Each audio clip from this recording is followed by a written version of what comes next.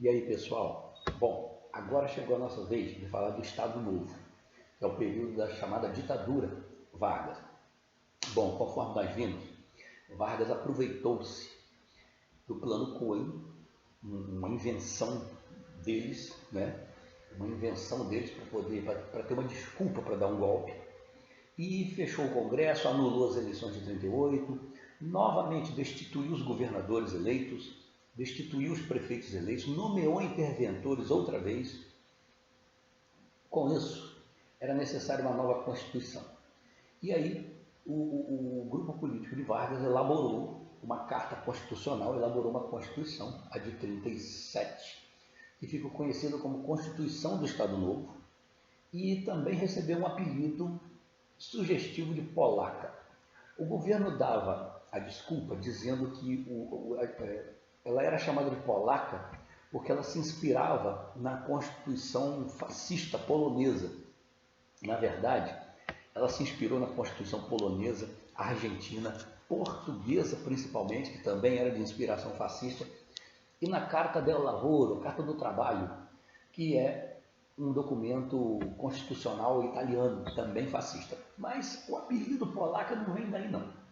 É importante ressaltar que naquela época, né, havia uma prostituição muito forte nas ruas do Rio de Janeiro, e boa parte dessas prostitutas vinham da Europa, vinham da Europa Central, uma parte significativa, e eram chamadas genericamente de polacas.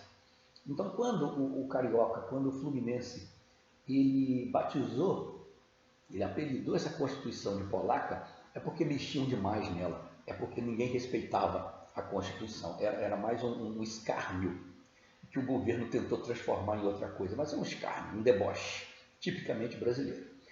Mas um deboche em cima de uma coisa séria. Essa Constituição, ela transformava o Brasil numa ditadura de inspiração, inclusive fascista. Por exemplo, Vargas vai caçar seus inimigos, ele vai prender seus inimigos políticos, não havia liberdade de opinião, liberdade de imprensa. A censura estava por todo lado. Censura praticada pelo Departamento de Imprensa e Propaganda, que não só censurava aquilo que era contra Vargas, mas também exaltava a imagem de Getúlio Vargas como o chamado pai dos pobres. Esse período todo, gente, que Vargas já está aí há 8 anos no poder, 7, 8 anos no poder, vai ficar até 15 anos, é um período em que várias leis trabalhistas são aprovadas no Brasil. Cria-se a carteira de trabalho, cria-se a jornada de 8 horas de trabalho, cria-se o regime de férias remuneradas, cria-se o salário mínimo. Em 1943 é criado o salário mínimo. Então, de certa maneira, o governo Vargas, querendo ou não, ele beneficiou a classe trabalhadora, não como devia e não no tempo que devia, mas beneficiou. Sob pressão, sim. Se ele não fizesse isso, ele teria uma bomba relógio a explodir nas mãos, que eram os movimentos sociais dos trabalhadores. Então isso foi uma maneira de acalmar a população trabalhadora. Bom, e isso se refletia em grandes festas. O DIP, o Departamento de Imprensa e Propaganda, organizava grandes festas, principalmente a festa do 1º de maio, principalmente em São Januário, né, no campo de futebol, mas também nas ruas do Rio de Janeiro, com a presença do presidente. Foi um período de obras, a hidrelétrica de Paulo Afonso, a reforma dos portos, e principalmente é um período marcado externamente pela eclosão da Segunda Guerra Mundial, aonde o Brasil mantém uma neutralidade inicial com fortíssima simpatia pelo eixo fascista, Roma-Berlim, né? Alemanha e Itália, forte simpatia, porém simpatia não é tudo. E Getúlio ele vai acabar optando pelo lado antifascista, pelo lado democrático, pelo lado das potências democráticas, como é o caso dos Estados Unidos. O Brasil estava na América, está na América, né?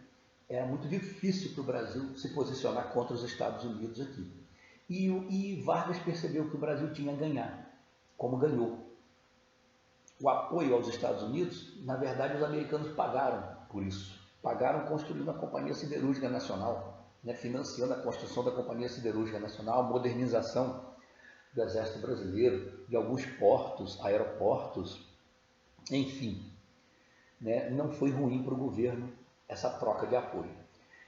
Por volta de 1944, o Brasil envia para a Europa 25 mil soldados da chamada Força Expedicionária Brasileira, além da Força Aérea Brasileira, com mais aí uns 50, 60 aeroplanos para lutar nos céus da Europa contra os fascistas.